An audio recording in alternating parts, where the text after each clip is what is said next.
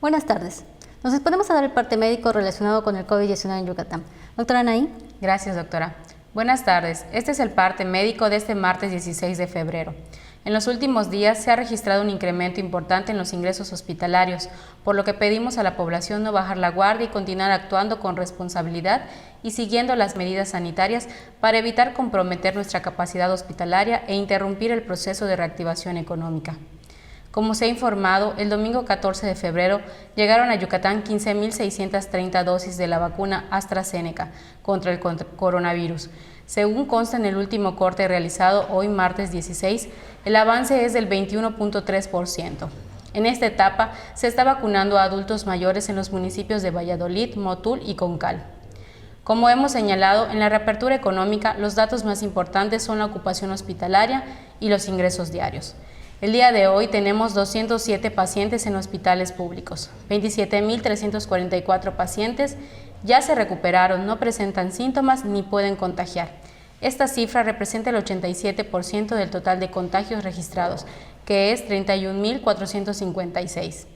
Hoy se detectaron 50 nuevos contagios de coronavirus, 28 en Mérida, 8 en Canacín, 5 en Humán, 2 en Baca y en Valladolid, 1 en Jalachó, Progreso, Tecash, Ticul y 1 foráneo.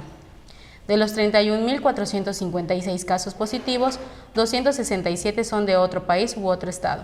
Específicamente, en Mérida se han diagnosticado 19.417 personas contagiadas de coronavirus, que viven en la zona norte 5.606, en la zona oriente 5.247, en la zona centro 1.813, en la zona sur 2.633, en la zona poniente 4.118. Lamentablemente, en este parte médico informamos de 13 fallecimientos. Son 3 hombres y 10 mujeres de un rango de edad de 39 a 84 años. Sus principales enfermedades fueron hipertensión arterial sistémica, insuficiencia renal crónica, inmunosupresión, diabetes, obesidad. Todos residían en Mérida. En total son 3.337 las personas fallecidas a causa del coronavirus. De los casos activos, 568 están estables, aislados, monitoreados constantemente por personal médico de los servicios de salud de Yucatán. Presentan síntomas leves.